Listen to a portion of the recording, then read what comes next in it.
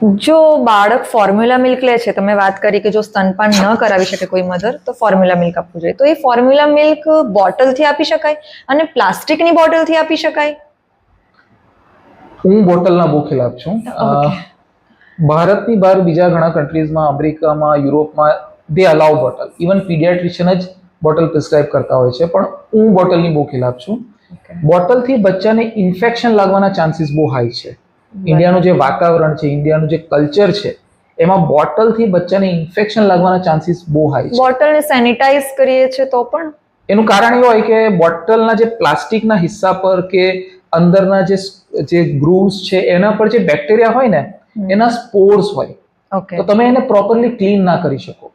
Even ગરમ પાણીમાં બી ઘણા કહેતા હોય છે કે અમે બોટલને રાખીએ છીએ તો બોટલ ક્લીન થઈ ગઈ. ના, ગરમ પાણીનું ટેમ્પરેચર હોય 100 ડિગ્રી સેન્ટીગ્રેડ, અને જે બેક્ટેરિયાના જે સ્પોર્સ હોય એ 400-500 ડિગ્રી સેન્ટીગ્રેડ સુધી તો મરે જ નહીં.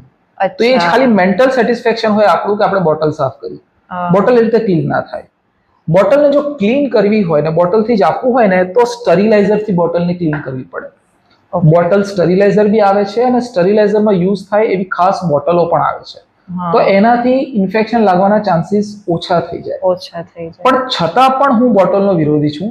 એના બીજા કારણ એવું છે કે સ્ટરીલાઇઝરથી તમે બોટલ આપો, સ્ટરીલાઇઝ વાળી બોટલ આપો, એનાથી પણ બીજા સાઈડ ઇફેક્ટ બંધ નથી થતી.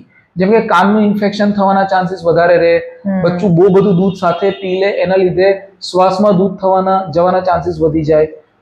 તો બોટલથી બીજી સાઈડ ઇફેક્ટ પણ હોય જ છે, ખાલી ઇન્ફેક્શન નથી હોતી. પણ એવું કહેવાય છે, મારી ફ્રેન્ડનું મેં એકવાર સાંભળ્યું હતું કે બીપીએ ફ્રી બોટલ હોય ને પ્લાસ્ટિક, તો એ આપી શકાય. ના, બીપીએ ફ્રી પ્લાસ્ટિકને બચ્ચાને જે બીજી સાઈડ ઇફેક્ટ થઈ રહી છે બોટલની, એની સાથે ડાયરેક્ટ કનેક્શન તો કોઈ જ નથી. કેમ કે બીપીએ ઇઝ એક ટાઈપનું કેમિકલ કમ્પોનન્ટ છે જે પ્લાસ્ટિક બનાવતી વખતે વપરાય છે, પણ એની અમાઉન્ટ એટલી ઓછી હોય છે કે એનાથી કોઈ મેજર સાઈડ ઇફેક્ટ થશે એવું નથી. અને ઘણાનું એવું આર્ગ્યુમેન્ટ હોય છે કે બચ્ચું ચમચીથી લેતું જ નથી એટલે બોટલ આપવી પડે છે. એ ખોટું એટલા માટે છે કે અમારા એનઆઈસીયુમાં 800 ગ્રામના, 900 ગ્રામના, 1 કિલોના, 1100 ગ્રામના બચ્ચા બહુ જ રૂટીનલી આવતા હોય છે. અમે એમને ચમચીથી દૂધ શીખવાડીને જ મોટા કરતા હોઈએ છીએ અને ડિસ્ચાર્જ પણ અમે સ્પૂન ફીડ પર જ કરતા હોઈએ છીએ. અને બધા બચ્ચા એનાથી મોટા થતા જ હોય છે. એટલે બચ્ચું લેતું નથી એ કારણને હું માનતો નથી. બીજો એક ફાયદો ચમચીથી આપવાનો એ છે કે તમે જ્યારે ચમચીથી બચ્ચાને દૂધ આપો ને તો પાછળથી કોઈ મધરને કમ્પ્લેન હતી કે ચીરો પડી ગયો છે કે ઇન્ફેક્શન છે, એનાથી બ્રેસ્ટ ફીડિંગ નથી કરાવી શકતી, તો પાછળથી બચ્ચું બ્રેસ્ટ ફીડિંગ લેતું થઈ જશે. ચમચીથી તમે જ્યારે દૂધ આપો ને તો બચ્ચું બ્રેસ્ટ ફીડિંગ લેવાનું ભૂલતું નથી અને એકચ્યુઅલી શીખી જાય છે.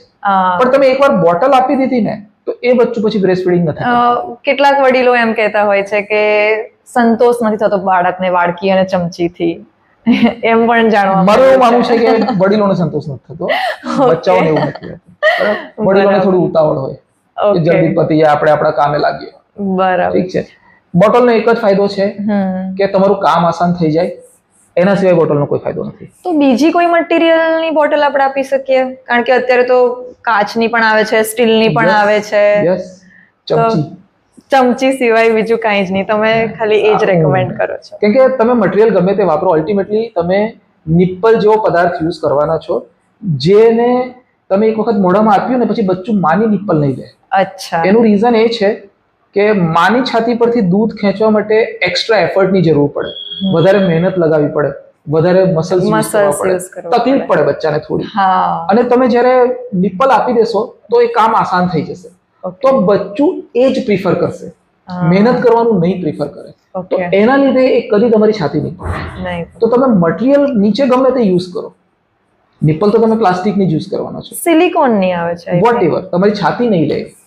પ્રોબ્લેમ આપણો અલ્ટિમેટલી એ જ છે ને કે માનું છાતીથી ફરી પાછળથી લેશે કે નહીં. કેમ કે બીજું શું થાય કે તમે નિપ્પલથી આપશો ને તો એ માના નિપ્પલને પકડે નહીં.